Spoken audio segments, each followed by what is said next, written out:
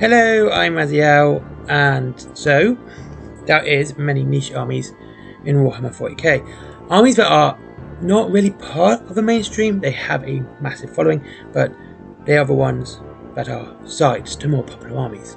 With Tyrannids, you have Genestealer Cults. With the Eldari, you have the Ynnari, and with Space Marines, you have the Grey Knight. Grey Knights are a chapter of Space Marines that are fairly psychic and have the Emperor's Gene Seed, the militant side of the Ordus Malleus. The Grey Knights have one job: murder demons, and they are very good at it. Straight away, they have the best looking Space Marine power armor. Their helmet is my favourite of any Space Marine armor type. The armor is embellished to a good point and not overly done.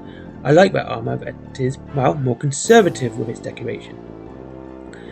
And then you have some of the best looking named characters: Caldor Drago, Baldus, and the new Castle and Crow model, but I will be honest, I'm still using the old one. Wonderful looking models, great for leading your psychic army. The silver is easy to paint and looks great even if you are new to the hobby. They are one of the cheapest Space Marine armies. A basic starter army can be as low as a basic strike squad box. You can make a Brotherhood champion as well as your basic striker squad.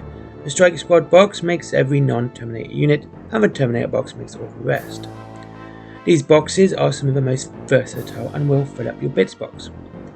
Now, which means you can use spare parts on cheaper models like the Horus Heresy boxes. You can build up your Grey Knight army quickly. The bits in one strike box could build another squad using a cheaper Space Marine box, dropping the army price greatly. The lore of the Grey Knights is dark, even for the grim dark of the far future. They literally hunt the denizens of the warp to protect the citizens of the Imperium, which also means they must prevent demons from being summoned. The Grey Knights would not hesitate at slaughtering an entire hive city should it save a planet from a demon invasion. Even loyal Space Marines are not safe from the wrath of the Grey Knights. If the Space Marines are from Titan choose to go after you, they don't care how zealous you think you are. They will get you and kill everyone you even thought about. Their lore is great, and The Omnibus by Ben Counter is well worth reading. Also, the book The Emperor's Gift by Aaron Dembski Bowden is also worth reading, just for the war between the Grey Knights and the Space Wolves. Did I mention they were psychic? Now the psychic phase is gone, this gives the Grey Knights the opportunity to be one of the strongest forces. You can boost your aiming of your weapons during shooting, your hits during close combat, extra movements, let alone the plethora of ranged psychic attacks. These can cause a massive number of wounds by a single psyker, like a librarian. Grey Knights are an army full of them, and when I say an army full of them, I mean an army full of them. Casting Vortex of Doom from a Stormraven gunship will definitely shock your opponent. Dreadnoughts, Land Raiders, and everyone else is still a psyker. The basic weapon of the Grey Knight is not the bolter, it is the Storm Bolter. It is also wrist mounted, which looks cool. So, the average Grey Knight, which not only gets the psychic attack, but gets double the shots of your average Space Marine, making them incredibly deadly in the shooting phase. The reason for the Storm Bolters are wrist mounted is because it leaves their hands free to hold a force weapon, from dual wielding falchions to the super strong great sword, and of course the iconic halberd.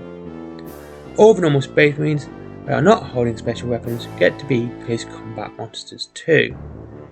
Now, they go with being very shooty as well. The Terminators can do both: hold special weapons and hold the close combat weapons. The Grey Knight Combat Patrol Box is great for starting an army. You get a Librarian, 5 Strike Squad, which can be made into other units as well, like I mentioned prior. For Terminators, which can also make the other Terminator units, the Combat Patrol Box is the most versatile box. I also forgot to mention it comes with a Dread Knight, which I actually quite like, but I know it gets a lot of flack and is quite memeable. So, with the bits to make over 10 different units in that Combat Patrol Box, makes it a great box for anyone to play and use, especially if you're starting with Grey Knights. I love having a nice box like that, because you just build a lot with it. Anyway, thank you very much for watching. Next week will be the Genestealer Cults, the Xenos Traitors. They're quite cool too. Thank you very much for watching. I hope you enjoyed this video. I'd like the Grey Knights. It is an army that is part of my Imperial force. It's only a small part because I use them as a tertiary force.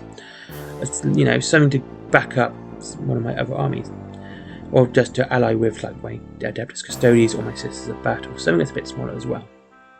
And that's how I find they work best, is with a second, being used as a second detachment. They're really good at that, at backing up your main force. Especially Imperial Guard. I found them very useful with Imperial Guard. Anyway, what do you think of the Grey Knights? Do you collect them? Why do you collect them? What's the best way of you using them?